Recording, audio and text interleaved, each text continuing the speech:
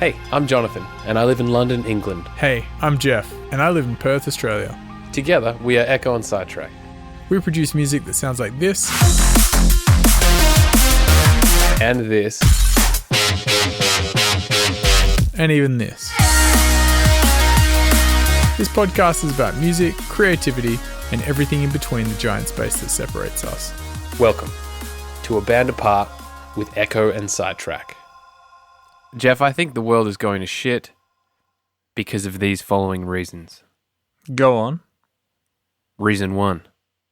It seems like corruption in politics, every day I go online or I see someone talk about, whether it's on Facebook or whether it's on Twitter or Instagram, it just seems like there's a case of the ruling class, yet again, doing some shady business that is benefiting them and their buddies over and over and over again.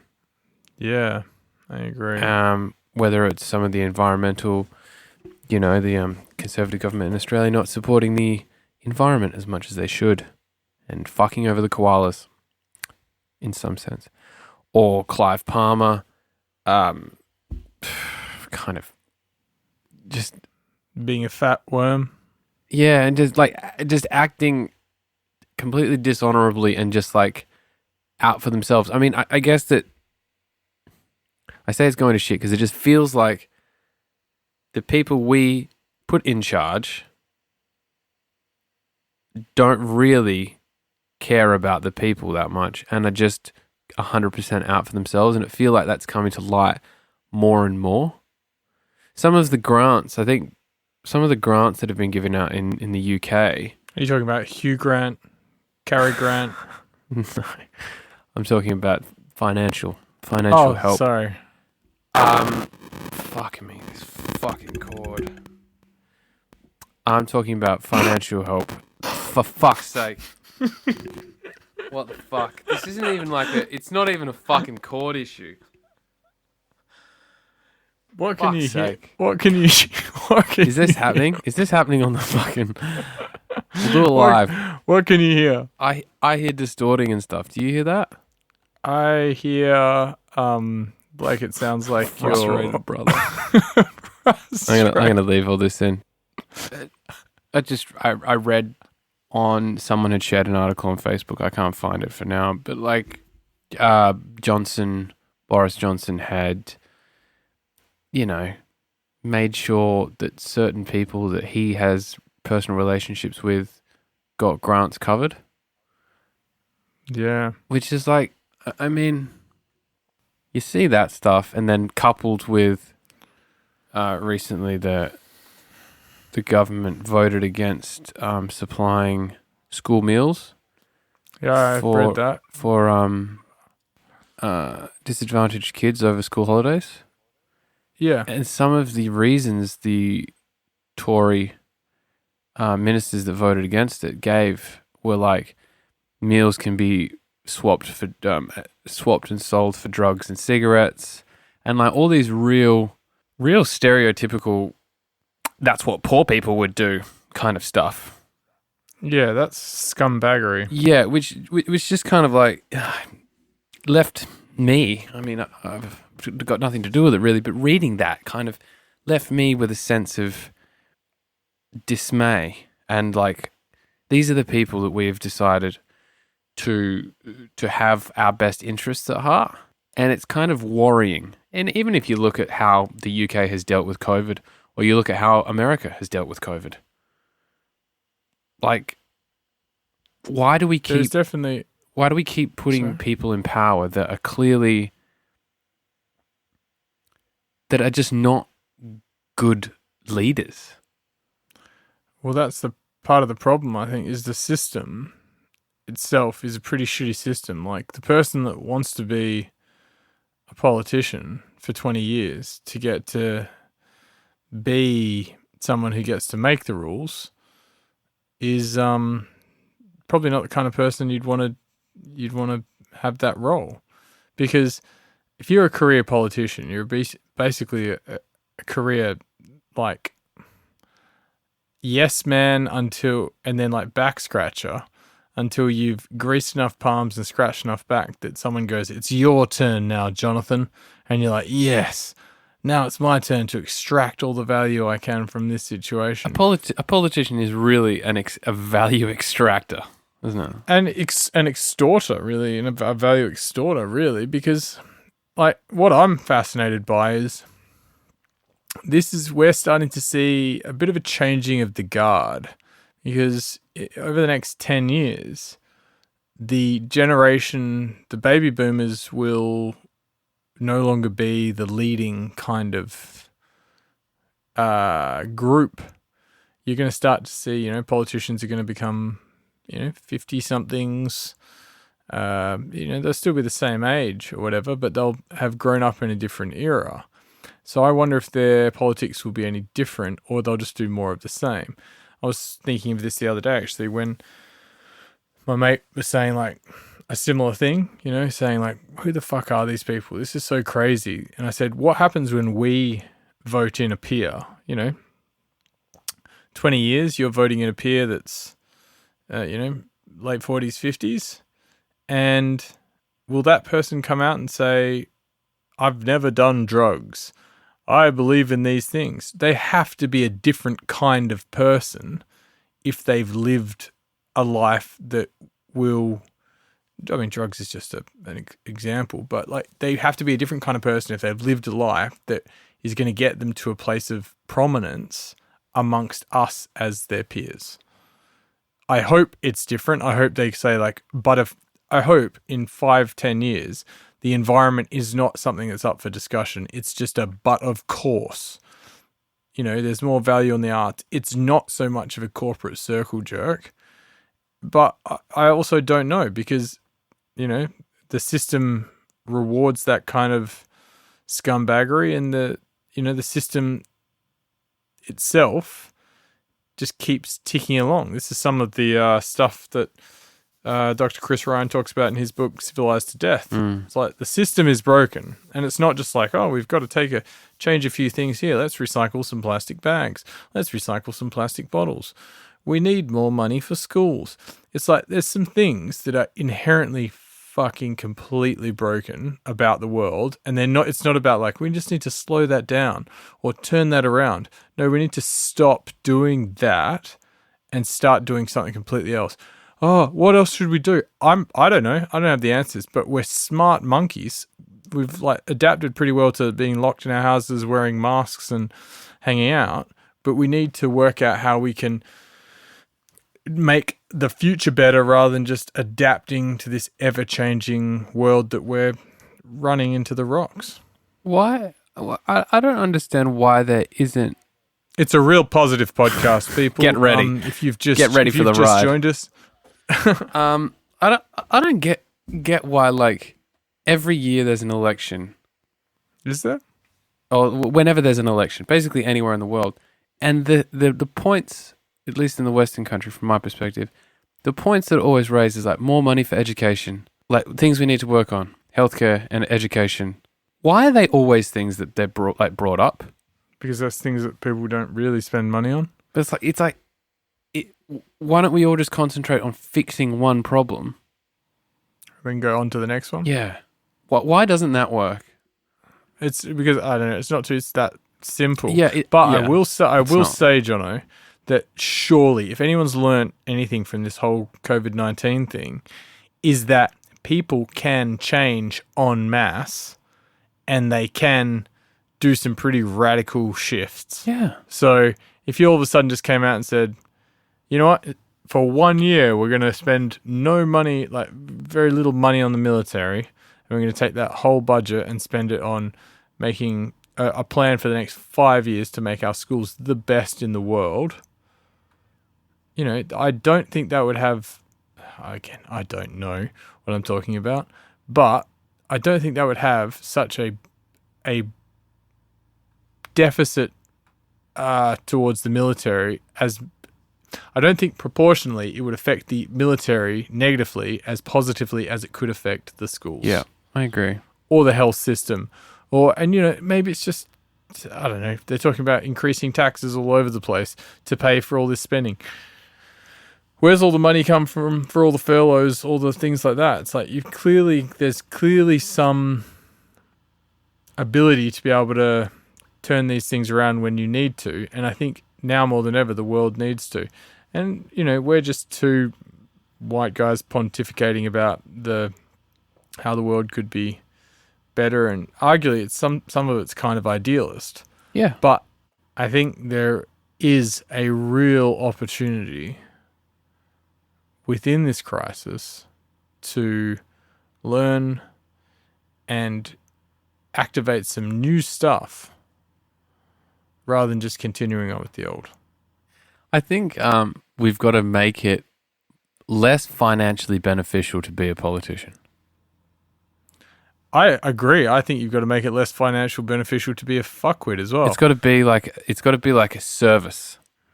You're serving the people. Yeah, the fact that you can be a career politician, and then you get all the amount of like benefits you get for the rest of your life.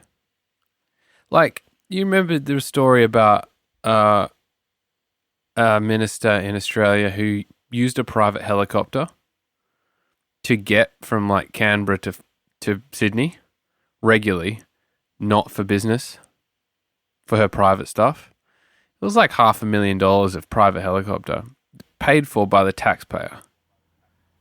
Yeah, they find out about that. There's always some piss taking monetary but then spending. She's getting paid the equivalent salary for the rest of her life as part of the government, as part of her like pension. So she's collecting like $250,000 for the rest of her life. I mean, and arguably, I don't think the job should be so rewarded. No, I don't think it should be paid. You should be in there for a limit of 2 years, and you get paid $55,000. It also might attract more of the everyman that wants to get things done, rather than people that want to make money. Yeah, because I still stand by my thing that, like, I don't know, maybe it's the kind of person I am, but anyone that is, in their 20s and wanting to get into politics is not someone that I really want to be friends with. Yet, 20 years in the future, I'll be like, I went to high school with that guy. And he was a cunt then, and he's still a cunt.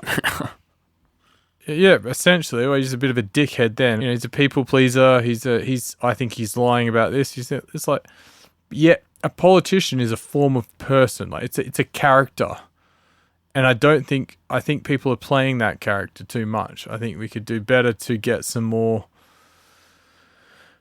I don't know, real people. There's too many people. There's too many people to look after. There's so many opinions. There's a lot of stuff. There's also too many things to get involved in, Jono. As Naval Ravikant said, it's like our brains are not meant to handle all of the world's problems, yet we've made it possible to see all of the world's problems with the internet and our various social medias. So we're literally getting overwhelmed. Like, can you imagine going to, even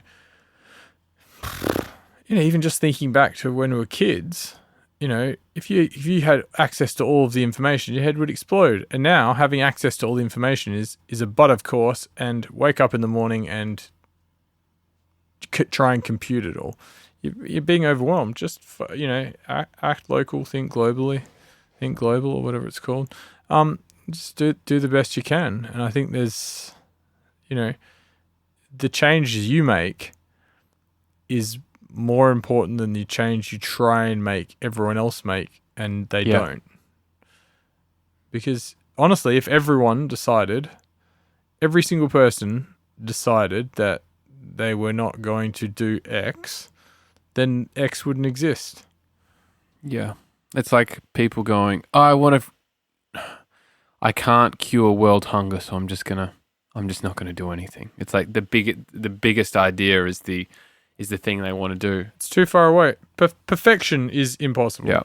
Yet people go like, I'm not going to do it because I can't be perfect. Case in point, not to talk about another podcast, but Kanye West on Joe Rogan, some people are going to think he sounds like a nutter.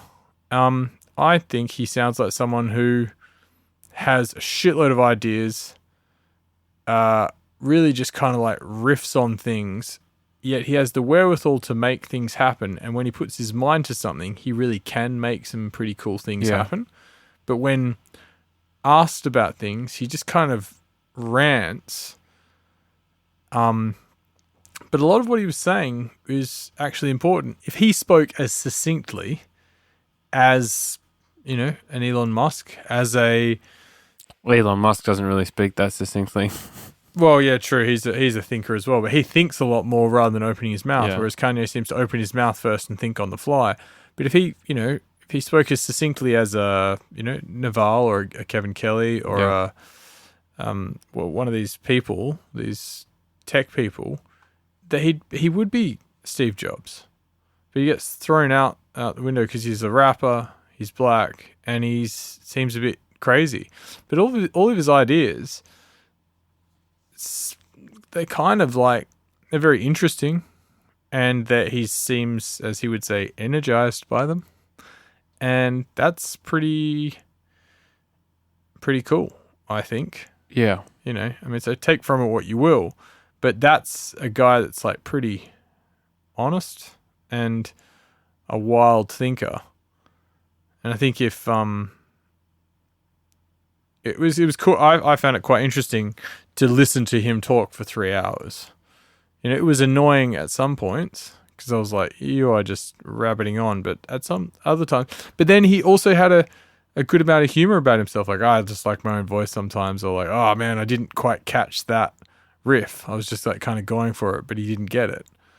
Like in his flow state and, all that kind of stuff. So I was, these kinds of people are going to start trying to run the world, that might get pretty interesting. The boat might crash into the rocks, but at the moment, the boat's crashing into the rocks. Yeah, there's a big curtain over where the boat and the rock is, and everyone's like, everything's fine. That boat speeding towards that curtain is just the next chapter.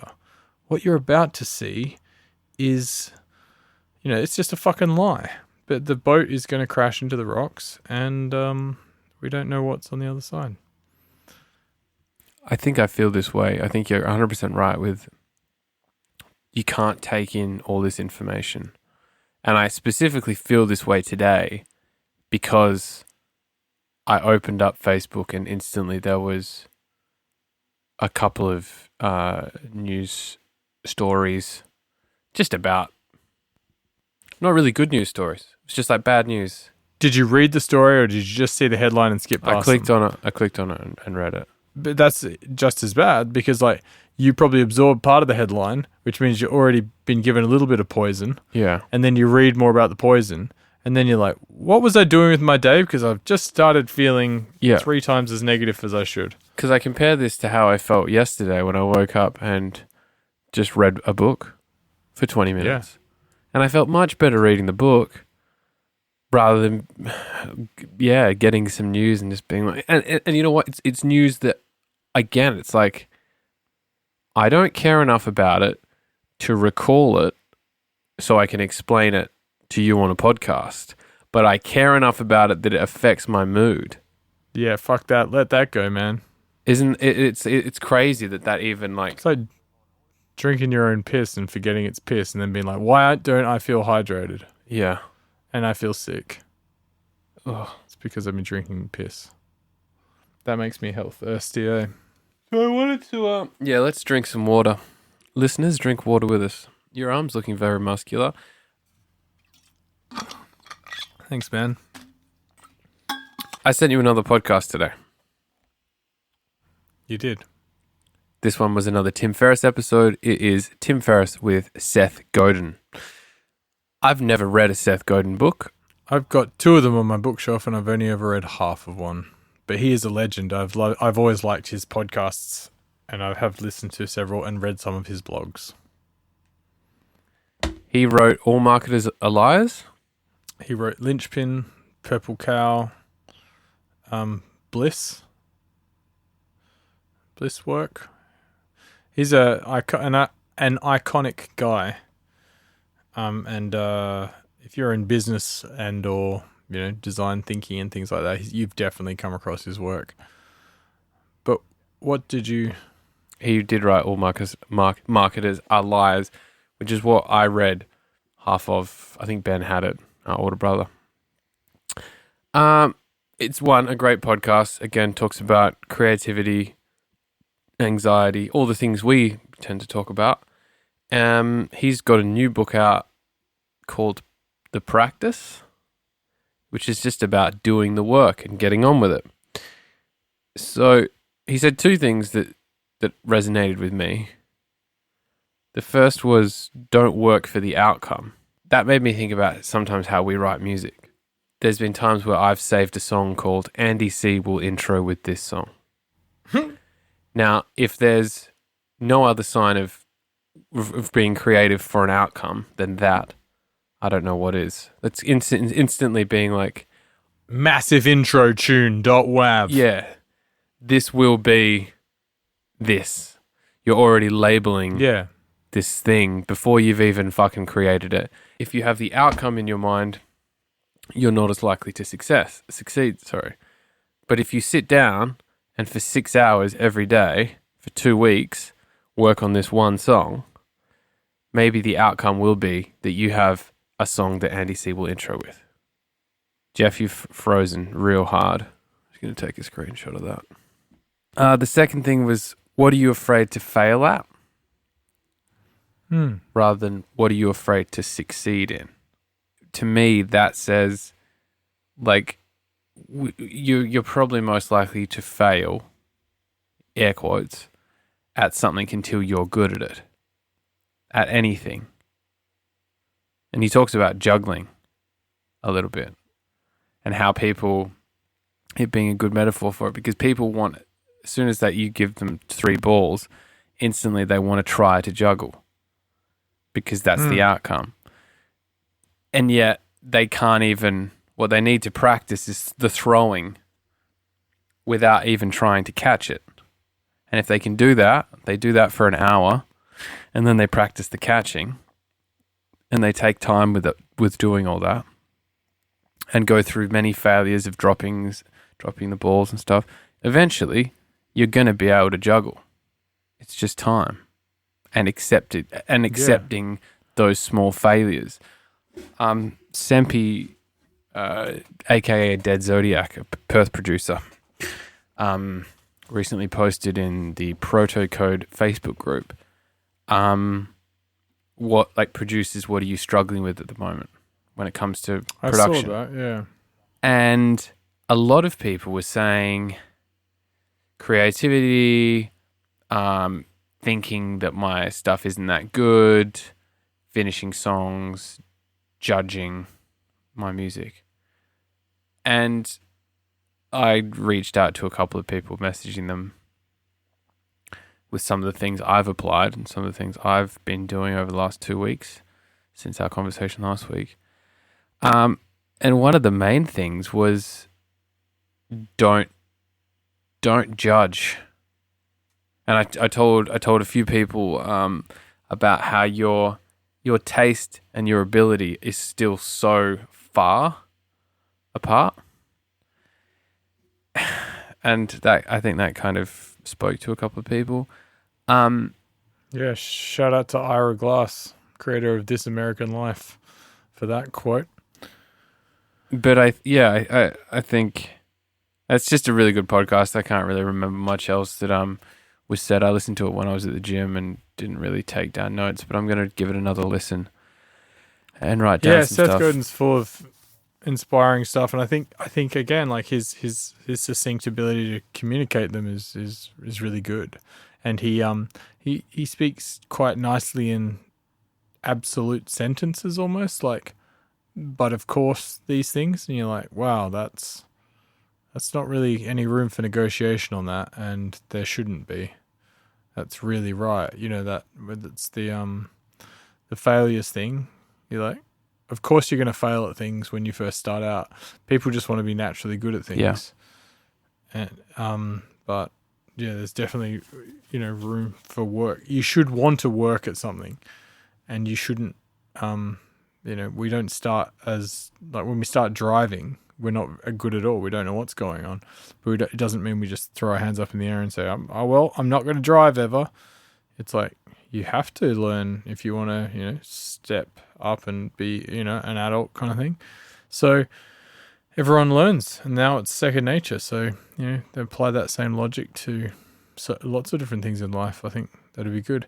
How has your production been this week? Have you been working towards an outcome, or have you been? I've been working towards an outcome, and I realized that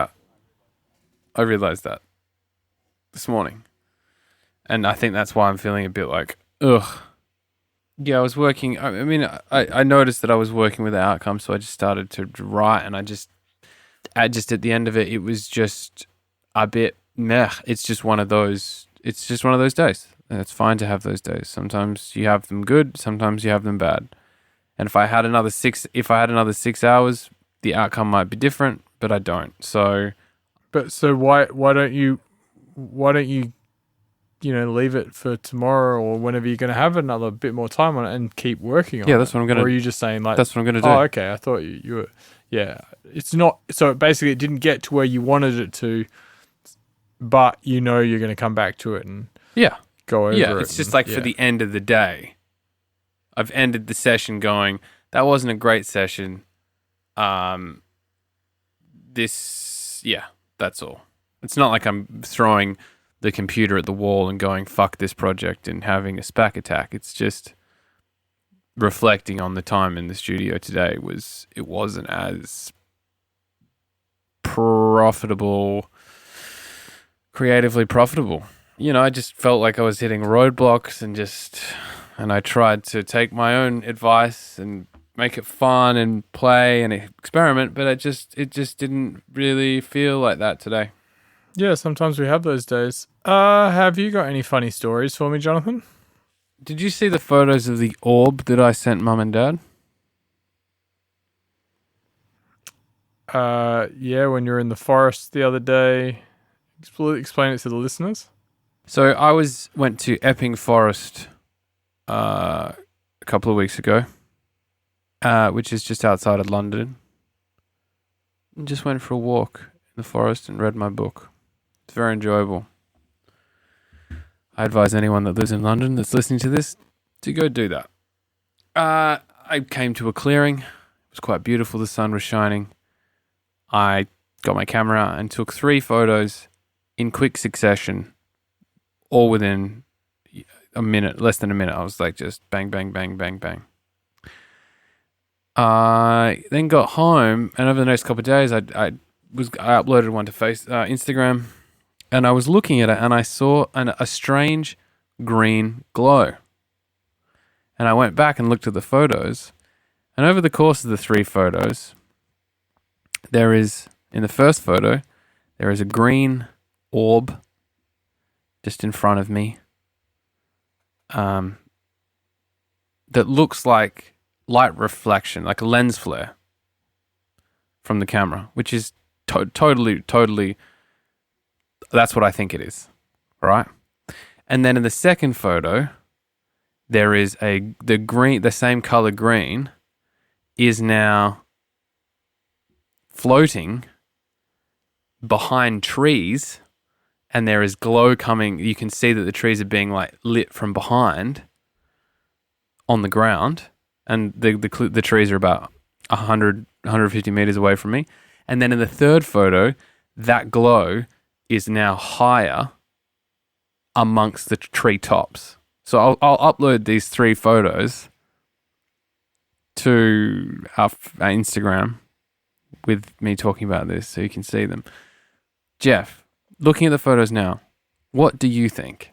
Because I think the first photo that's definitely a lens flare, right? That's lens flare, which I've seen countless times when I've taken photos out in the wild, and I just recreated it. Then taking a photo, pointing the iPhone lenses at light source. But what about the second 2 then? Okay, so I'm going to play devil's advocate, and I'm going to say in the second 2, the light clearly the light source changes, like because you go a little bit more behind the tree. So like the first one has a lot of sun, like overexposure. Therefore, the light is like hitting the lens in a certain way. For sure. I get and that. then the next one, you know, the sun goes a little bit more behind a cloud, and your camera chooses to pick up just the tree a bit more. Okay.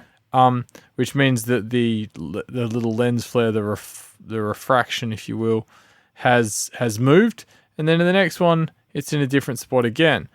What that doesn't explain, though, is why the light appears to be lighting the objects around it. Because that's what's weird to me. Because I completely believe that it moves as I move the camera behind. As I move the camera and the sun is blocked out by that tree. I completely believe that. But why is those trees lit up with green? And clearly that, like, the same kind of green glow isn't in the photo before. Which is the weirdest thing.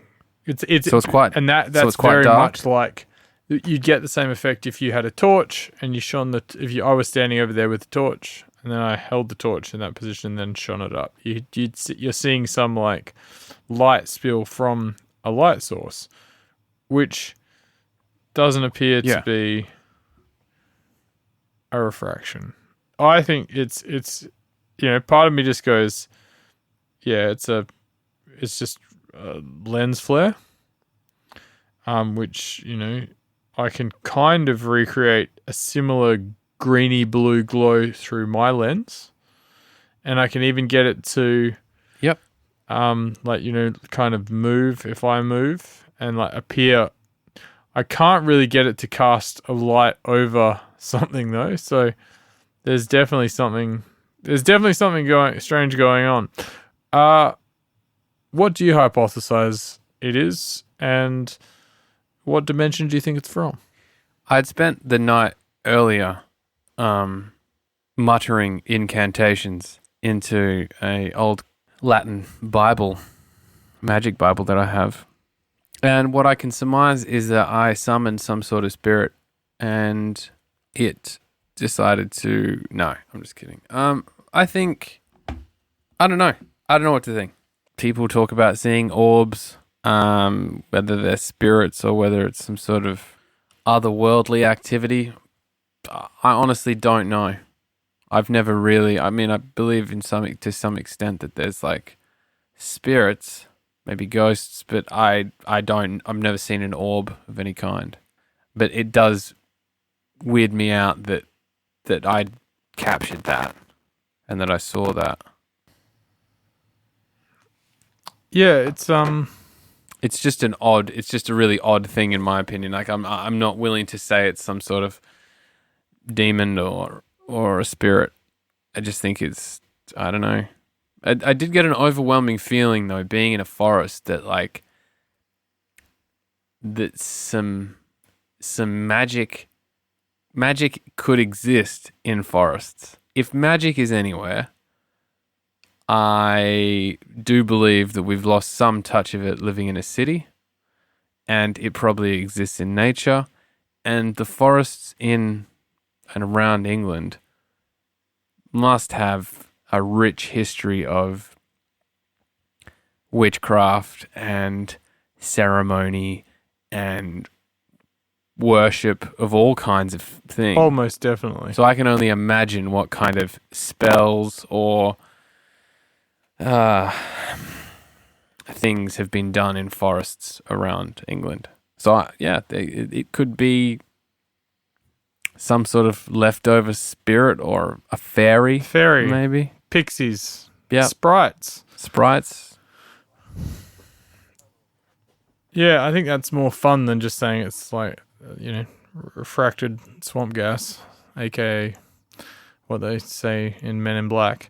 I also think like the most logical answer is probably the answer, which means it's just a light reflection. But why does that mean that it not casts a shadow. It casts light as it seemed to move. Yeah, it's very weird, and we will put all the photos up on Instagram.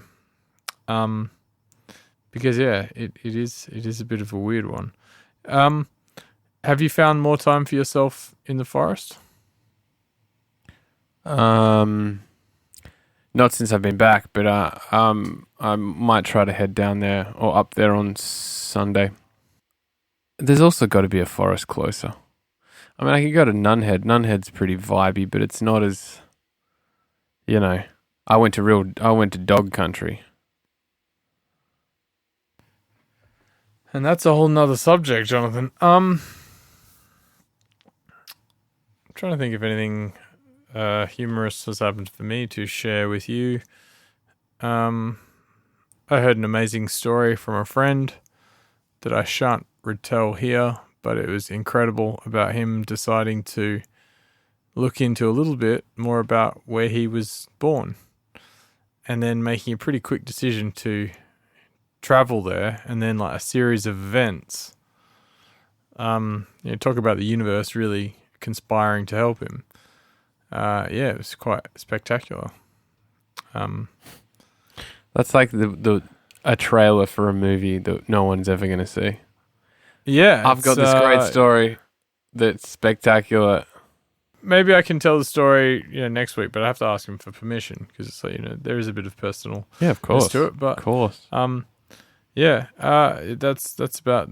been the highlight of my week so far. There's been a few other cool things that happened, but I won't say them on the podcast.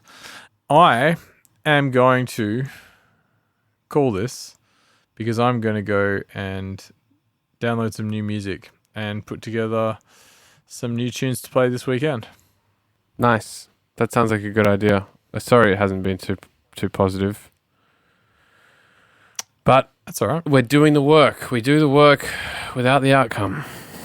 And we just come. That's it. You never know what's going to happen. Sometimes they're good, sometimes they're bad, but that's only judgment, Jono. So whatever. Exactly. Who cares? Who cares? I hope you're feeling a bit more positive as you go into the second part of your day, and know that I love you. I love you too, buddy. And I look forward to speaking to you later on. Sweet. I'll speak to you then. We got announced for Breakfest, which is a festival in Perth that happens on 26th of December. This year it is showcasing WA's amazing talent, and it's going to be a big show in a massive amphitheater. Woo. And it's going to be really, really fun. And I think you should get your tickets, and you can probably get them if you look up Breakfast on the internet.